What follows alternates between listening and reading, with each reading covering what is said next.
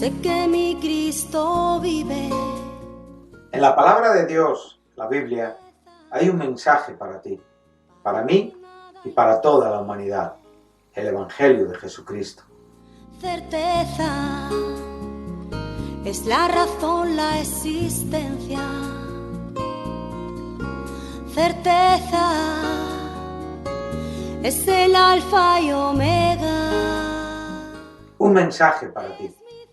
Todas las semanas, en este canal de radiodifusión cristiana, Luz a las Naciones, un estudio expositivo de la palabra de Dios, edificando sobre el verdadero fundamento de los apóstoles y profetas, siendo la principal piedra del ángulo Jesucristo mismo. Que ni lo alto ni profundo. Síguenos en directo o en cualquiera de nuestros canales y recuerda que Dios tiene un mensaje para ti. Que Dios os bendiga y edifique a través de su palabra. Amor de Dios, certeza, yo sé que mi Cristo vive. Certeza, para Él no hay nada imposible. Certeza, es la razón, la existencia. Certeza, es el alfa y omega.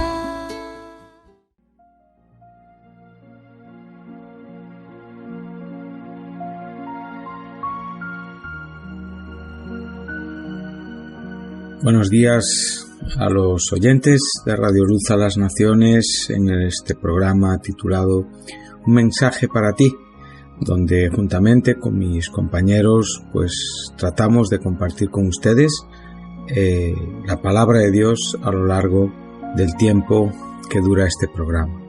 Estamos en los últimos programas estudiando la primera carta del apóstol Pablo a los Corintios. Es la primera epístola de las mayores escrita a lo largo de sus viajes misioneros, no en el tiempo o los periodos donde él estuvo encarcelado, donde escribió otras epístolas. Y esta carta, juntamente con Segunda, Corintios y Romanos, pues forman las tres epístolas mayores, que con Gálatas y Primera y Segunda de Tesalonicenses fueron, como digo, las epístolas escritas a lo largo de sus viajes misioneros, no estando el apóstol encarcelado. Hemos detenido un poquitín el estudio de esta epístola, parándonos en el término llamado. Hemos creído conveniente por un momento detenernos y durante algunos programas estamos tratando de explicar y de exponer el gran significado y evidentemente el gran consuelo y el gran tesoro que contiene esta expresión en el Nuevo Testamento. Nosotros, el verbo llamar no deja de ser una expresión común. Cada día llamamos a personas, cada día nos llamamos por nuestro nombre, cada día llamamos a las cosas, las identificamos, pero cuando estamos hablando del verbo llamar en la Biblia, estamos hablando siempre de algo que tiene una acción previa divinamente. Claro que este verbo sale en la Biblia para llamar por nombre un cristiano a otro y evidentemente usamos el mismo verbo. Pero nosotros estamos estudiando la parte del llamado que realmente está relacionada con la soberanía de Dios, con todo aquello que no es hasta que Dios realmente por medio de su acción soberana decide que sea o decide que suceda. Decíamos que el verbo kaleo, con sus formas de sustantivo y adjetivo kletos, klesis, a lo que llamamos llamamiento, significa una disposición de acontecimientos y destinos por medio de los cuales Dios ejecuta sus propósitos. Cuando estudiamos los profetas del Antiguo Testamento, cuando los escritores del Nuevo Testamento usan este término relacionado con este significado, sus pensamientos descansan enteramente sobre la suposición y la seguridad de que estos llamamientos que proceden de Dios expresan determinaciones incondicionales e irreversibles que no pueden ser frustradas de ninguna manera. Es precioso cuando citamos Romanos 11:29, cuando dice que evidentemente irrevocables son los dones y el llamamiento de Dios. Y el apóstol Pablo nos está citando esta parte de la Escritura en un contexto donde está hablando del pueblo, de la nación de Israel, del pueblo del pacto. Es un capítulo maravilloso donde incluso podemos llegar a comprender parte de ese misterio a veces que nos impide ver con claridad, pero que a la vez está claro en la Escritura en cuanto a cómo este pueblo fue endurecido, ¿verdad? Como este pueblo ahora mismo está viviendo los efectos del propio juicio de Dios como resultados de su propia incredulidad, como las tribus de Israel están dispersas por el mundo y todavía Israel no está cohabitando con el Mesías, no está viviendo todavía esas esperanzadoras promesas que Dios dio a este pueblo a lo largo de la Escritura. Pero vemos que según el propio texto de Romanos, estos dones y este llamamiento es absolutamente irrevocable. No puede ser revocado, no puede ser frustrado. ¿Por qué? Porque proviene de Dios. Por lo tanto, tiene que ocurrir aquello para lo cual Dios ha destinado este orden en cuanto al llamamiento. Entonces, sabemos perfectamente, como bien nos enseña un poquito antes, en este mismo capítulo de Romanos, que el propio escritor, bajo la unción del Espíritu Santo, nos dice: no quiero que ignoréis este misterio para que no seamos arrogantes. Él está escribiendo a una iglesia gentil y le viene diciendo claramente que por su incredulidad ellos fueron cortados del olivo natural. Y nosotros no pertenecemos por naturaleza a ese olivo. Realmente fuimos injertados por medio de la obra propiciatoria y expiatoria de Jesucristo. Sabemos que injertar es un verbo que en la Escritura significa hacer un corte, ¿sí? Por lo tanto, sabemos que ese corte tipifica la obra de Jesucristo en la cruz, la que nos introduce y realmente hace que para nosotros haya sido expresada la misericordia, ¿sí? Entonces nosotros no debemos ensoberbecernos, nosotros no debemos enorgullecernos ni jactarnos contra las ramas, porque evidentemente también nosotros somos sustentados y evidentemente nuestra permanencia está íntimamente, intrínsecamente relacionada con la soberanía y con la gracia de aquel que nos introdujo a esta vid, que nos introdujo a este olivo, que nos introdujo a esta gracia. Entonces no debemos obviar que si este pueblo fue llamado, y aunque por un momento fue cortado, fue separado y hoy todavía permanece en esa incredulidad, para este pueblo todavía Dios tiene una misericordia. Y aunque el juicio de Dios y la ira de Dios ha sido dura en el trato con su pueblo, no debemos obviar ni ser arrogantes, porque esto que ha acontecido a Israel, que es un endurecimiento en parte, y esto será hasta que haya entrado la plenitud de los gentiles. Por lo tanto, estamos ahora mismo en el tiempo de la Iglesia, estamos ahora mismo en el tiempo en el que todavía la Iglesia está presente en este mundo. Sabemos que Cristo tiene que arrebatar su Iglesia, sabemos que Cristo tiene que venir en su segunda venida y viene con su Iglesia, y sabemos que evidentemente cuando entre esa plenitud de los gentiles y cuando Cristo en su segunda venida aparezca en este tiempo, Israel será salvo.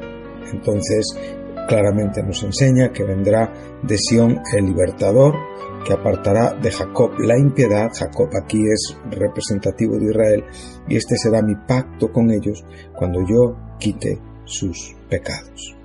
Entonces, en cuanto al Evangelio, son enemigos por causa de vosotros, pero en cuanto a la elección, son amados por causa de los padres, porque irrevocables son los dones y el llamamiento de Dios. Dice, pues como vosotros también en otro tiempo erais desobedientes a Dios, pero ahora habéis alcanzado misericordia. Y aquí está diciendo, por la propia desobediencia de ellos, o sea, su exclusión ha sido nuestra inclusión. Es muy curioso y evidentemente hoy no tendríamos tiempo para poder hablar de todas estas cosas con detalle. Entonces dice, así también estos ahora han sido desobedientes, para que también por la misericordia concedida a vosotros, ellos también alcancen misericordia. La misericordia que nosotros hemos recibido es en virtud de la persona de Jesucristo, y en virtud de la persona de Jesucristo es donde también este pueblo recibirá misericordia, porque Dios sujetó a todos en desobediencia para tener misericordia de todos. Y ahora aquí, oh profundidad de las riquezas de la sabiduría y de la ciencia de Dios, cuán insondables son tus juicios e inescrutables sus caminos. Porque ¿quién entendió la mente del Señor? ¿O quién fue su consejero? ¿O quién le dio a él primero para que le fuese recompensado? Porque de él, por él, y en el textual es, en él son todas las cosas. A él sea la gloria por los siglos de los siglos. Amén. Por lo tanto, vemos que este llamamiento, que lleva una connotación de seguridad y permanencia en el futuro, este llamamiento a este pueblo, siempre tenemos que diferenciar la Iglesia de Israel. Sabemos que hay muchas teologías que nos enseñan que la Iglesia ocupa, el lugar que tiene Israel en el Antiguo Testamento, pero yo pienso que no debemos dirigir nuestro pensamiento. Creo que la Biblia es clara y creo que una forma adecuada de entender y de comprender estas cosas tiene que ver exactamente con esto, con ver a Israel y ver a la Iglesia. Y evidentemente podemos ver que en este orden, aún escrituralmente, nos encontramos cómo Dios llama a la existencia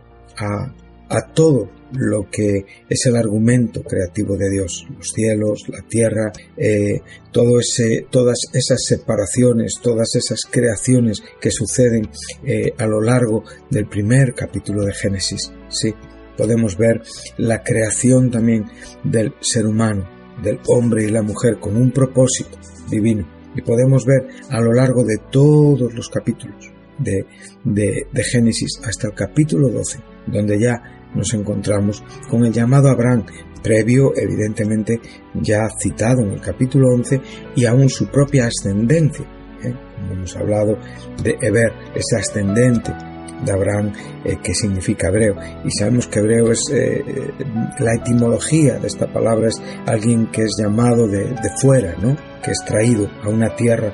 Entonces aquí ya en Abraham vemos que Dios establece el propósito de un pueblo que después, a lo largo de su historia, vamos caminando por los patriarcas Abraham, Isaac, Jacob, y en Jacob ya tiene un nombre, Israel, y en Jacob se descompone en las 12 tribus, ¿sí? Y ya podemos ver todos los detalles maravillosos que todo el Antiguo Testamento nos va enseñando para comprender que aún, y también profetizado en el propio Antiguo Testamento, ese orden es: Dios llama a un hombre, de ese hombre forma un pueblo, y de ese pueblo trae un Salvador de todas las naciones. Por lo tanto, los destinos, digamos, de Israel y de la Iglesia también tienen sus paralelismos en cuanto a que están unidos en la salvación y en el fundamento de la salvación,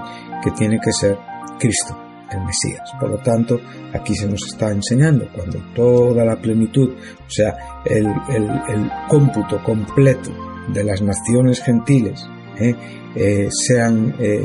entren en los propósitos salvadores de Dios, y evidentemente este tiempo tocante a la Iglesia será entre el comienzo y el final de los últimos 7 años de la tribulación, y a la vez también veremos evidentemente el regreso de Jesucristo, y en este tiempo sabemos perfectamente que Israel será salvo, el Israel del pacto, el pueblo de Dios, del que aquí se nos está hablando en Romanos 11:29, porque vendrá de Sión el libertador, este libertador es Jesucristo, y él apartará de Jacob la impiedad, y este será mi pacto con ellos cuando yo quite sus pecados. Aquí se nos está evidentemente mencionando el nuevo pacto citado claramente por Jeremías en el capítulo 31 de su profecía, y también es mencionado por otros profetas, aunque el escritor de Hebreos en el capítulo 8 de Hebreos escoge la cita de Jeremías. Y sabemos que este nuevo pacto se cumplió cuando Cristo murió en la cruz del Calvario. La disposición de la salvación para los seres humanos, ese llamamiento a ser salvos, también tiene una connotación soberana, o sea, es realmente un llamado que nos lleva a Jesucristo, como el propio Jesús dice: todo lo que viene a mí, todo lo que el Padre me da viene a mí, y yo no le echo fuera. Por lo tanto, esa acción soberana siempre le pertenece evidentemente a Dios. Entonces, como digo, este nuevo pacto se ha cumplido, está perfectamente consumado, está fundamentado, está ya seguro en la propia relación del Padre y del Hijo, y a la vez sabemos que este nuevo pacto, que en un sentido se ha cumplido en cuanto a aquellos hombres que han acudido a Cristo para recibir las bendiciones de su salvación, sí, y entre ellos muchos judíos que hoy son cristianos. Pero en cuanto a este Israel del pacto, sabemos que este nuevo pacto todavía tiene una parte profética por cumplirse, que sucederá cuando Cristo regrese y cuando evidentemente todo Israel será salvo, para que pueda entrar en el reino milenial y poder reinar con su Mesías sentado en el trono de David, en el templo definitivo, en la Jerusalén terrenal, en este mundo hoy. Por lo tanto, observemos la grandeza de estas cosas. Por lo tanto, cuando estamos hablando de este llamado, de este llamamiento, de este llamar, entonces para los escritores de la Biblia, estos llamamientos de Dios son acciones soberanas. Son acciones absolutamente soberanas y son la ejecución de planes eternos dentro del tiempo de este mundo. O sea, son aquellos decretos y aquellos designios que Dios en su soberanía y en su omnisciencia dispone cuando nada existía, y manifiesta cuando las cosas están dispuestas para la ejecución, para la revelación de sus planes. Me gusta mucho cuando el apóstol Pablo dice a los corintios, sabemos, y llegaremos ahí en nuestro estudio de Corintios, sabemos que Pablo, una de las grandes batallas o razones por las cuales él escribe la primera carta a los corintios, es para un poco protegerles y tratar de reconducirles de la equivocación de confundir la sabiduría de este mundo con la sabiduría de Dios.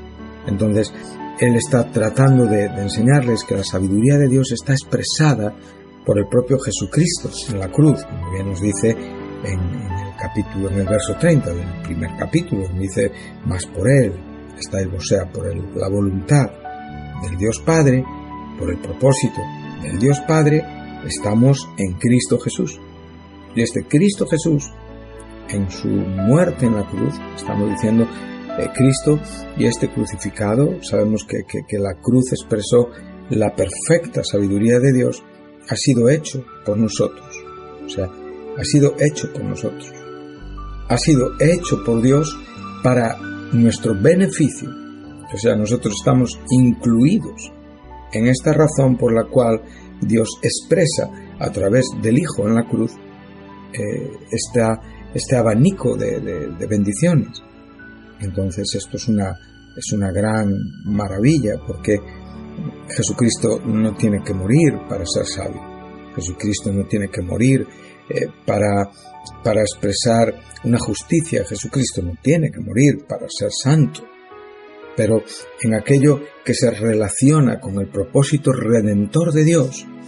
Y aquí, cuando hablamos del propósito redentor de Dios, entonces hablamos de la historia de la Biblia.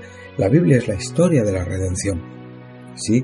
Y vemos que todo ese propósito por el cual Dios llama todo a la existencia es para redimirlo en el propio propósito eterno que ya tiene en su Hijo Jesucristo, ¿sí? Entonces, de esto, pues como estábamos en el último programa, se nos enseña muy bien en el primer capítulo de la epístola a los Efesios, ¿no? Donde claramente nos enseña que bendito es el Dios y Padre de nuestro Señor Jesucristo, que nos bendijo con toda bendición espiritual en los lugares celestiales en Cristo Jesús, según nos escogió en Él antes de la fundación del mundo. Y aquí, en la misma manera que en la primera carta a los Corintios, vemos que es el Padre el que en cierta manera nos muestra que ha hecho a Cristo por nosotros. Aquí también podemos ver que es el Dios Padre quien realmente nos escoge y nos bendice, evidentemente en la misma ubicación, en el mismo lugar, en el Hijo. ¿Cuándo? Antes de la fundación del mundo, con un propósito de ser santos y sin mancha.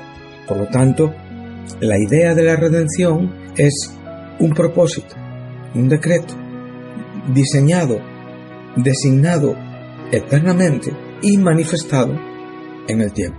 Recordamos, es una acción soberana, es la ejecución de un plan eterno dentro del contexto y del tiempo de este mundo. ¿Sí? Esto es algo importante, esto es maravilloso, porque esto da sentido a cuando el propio apóstol está diciendo, Pablo, llamado apóstol, llamado a ser apóstol de Jesucristo por la voluntad de Dios, dice a los santificados, a la iglesia de Dios que está en Corinto, llamados a ser santos. Por lo tanto, cuando nosotros estamos pensando en esta expresión, en este término, y lo estamos aplicando a nuestra vida, entonces realmente tenemos que ver y tenemos que comprender con un corazón profundo el asunto, donde realmente estamos entendiendo lo que la Biblia aquí nos quiere enseñar. Entonces fuimos escogidos antes, ¿sí? Y realmente el propósito y el designio y la elección fue manifestada en el tiempo. A mí me gusta mucho cuando reflexiono y cuando medito sobre la soberanía de Dios. Puedo verle a Él llevando a cabo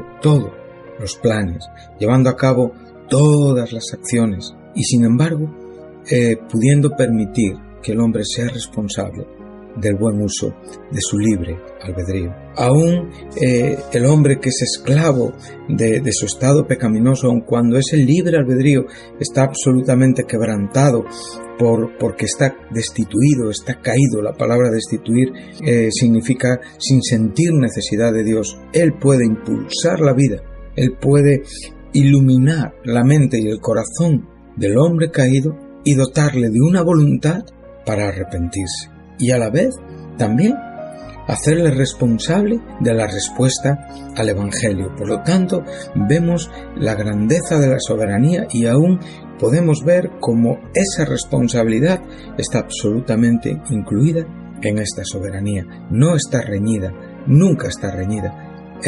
Para mí es una consecuencia de la soberanía. Siempre que prevalezca la idea del Señor con su control y su gobierno, y que nosotros, los hombres llamados por su gracia y por su llamamiento santo y por su amor y por su misericordia, entendiendo que todo lo que podemos hacer en respuesta a es porque Él nos amó primero.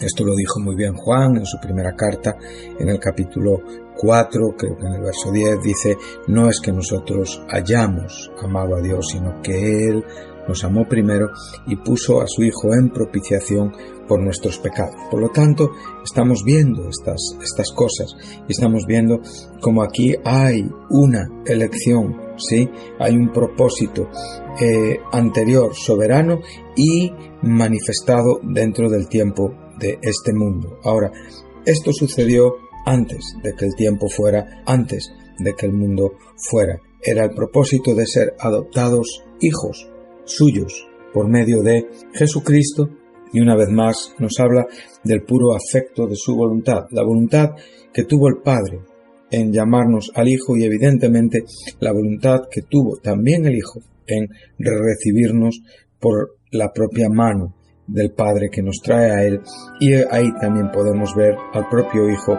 entregando su vida en obediencia a la voluntad del Padre y evidentemente por su propia voluntad. Entonces dice, en quien tenemos para la alabanza de su gloria, de su gracia, con la cual nos hizo aceptos en el amado, en quien tenemos redención por su sangre, el perdón de pecados, según las riquezas de su gracia, que hizo sobreabundar para con nosotros en toda sabiduría e inteligencia, dándonos a conocer el misterio de su voluntad. Una vez más, este misterio que estaba escondido en la soberanía, en la omnisciencia de Dios, cuando solo Dios era. Evidentemente, siempre tenemos que entender que Dios es infinito. Él no puede ser contenido ni medido.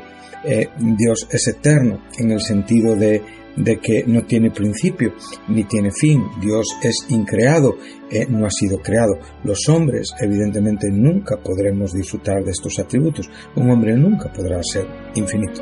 Seremos eternos en el sentido de que, pero siempre partiendo de una creación. Tenemos comienzo y tenemos fin. Por lo tanto, nunca podremos compararnos a Dios, y no somos infinitos porque nosotros, aún en el estado eterno de nuestra vida glorificada, podemos ser contenidos. El único que no hay manera de contenerle es Dios. Por lo tanto, solo Dios es infinito. Entonces, este misterio de esta voluntad, según el propio beneplácito, o sea, a Él le plació, le pareció bien, o sea, Él no necesita agradar a nadie, Él únicamente actúa sabiendo que todo el desarrollo y la ejecución de sus pensamientos son siempre perfectos.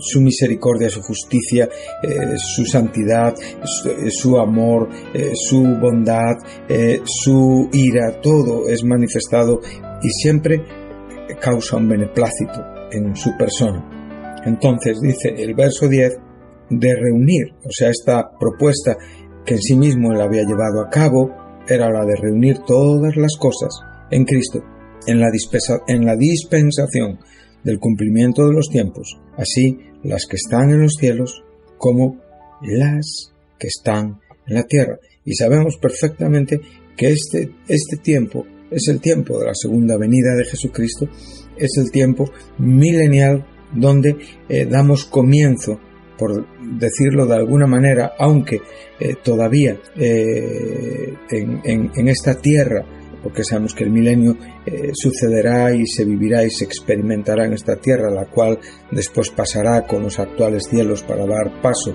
a los cielos nuevos y a la tierra nueva, pero evidentemente estamos ya en una forma muy clara en el siglo venidero, que, como hemos dicho otras veces, en cierta manera ya empezó el reino de Dios, ya tuvo su presencia con la primera venida de Jesucristo. Por lo tanto, podemos ver lo que estábamos hace un momento enseñando aquí en la propia epístola a los Corintios. Entonces, por Él estamos en Cristo, y claramente Él ha sido hecho por nosotros, Él ha sido hecho por Dios para nosotros, sabiduría expresada en la cruz, perdón para el pecador y evidentemente condenación del pecado, justificación. Esto también nos enseña que el pecador queda completamente perdonado y su condición que le culpa es llevada por la persona de Jesucristo, y el Dios Padre nos imputa la inocencia y la santidad de su Hijo. Santificación, pasamos de una vida de pecado a una vida santa, separados para Él, y evidentemente redención, lo que nos habla evidentemente de una compra por sangre. Esta palabra redención también es el propio apóstol Pedro, que nos enseña de una manera muy bonita en el primer capítulo, en la primera carta, en la primera epístola, dice en el capítulo 1, verso 18, dice: sabiendo que fuimos rescatados de esta vana manera de vivir, la cual recibimos, heredamos de nuestros padres, o sea, todo sabemos que lo que heredamos de este mundo nunca nos lleva a Dios, nunca nos hace santos, y dice, no con cosas corruptibles, no con asuntos que tuvieran que ver con pagos o con acciones o sencillamente con condiciones de vida, sino únicamente con la sangre preciosa de Cristo, la sabiduría de Dios expresada en la cruz como un cordero sin mancha y sin contaminación. Este es el bendito Hijo de Dios, que cuando nada era, ya Él era el cordero destinado a morir por los pecadores. Dice destinado desde antes de la fundación del mundo, destinado desde antes de la fundación del mundo. Esto es una maravilla lo que estamos aquí leyendo, la verdad. La palabra destinado me encanta. Esto es saber de antemano, es prever de antemano. Aquí tenemos claramente esta presciencia de Dios que está unida inseparablemente a su llamado. Nos escogió desde antes de la fundación del mundo, recordamos Efesios, y aquí la palabra destinado, saber de antemano, estaba previsto, estaba preparado, pero manifestado en los postreros días por amor de nosotros, y mediante el cual creemos en Dios, quien le resucitó de los muertos y le ha dado gloria, para que vuestra fe y esperanza sean en Dios. Que Dios les bendiga, y les espero en el próximo programa, y les invito a que mediten mucho sobre la grandeza y la soberanía de este término, llamar.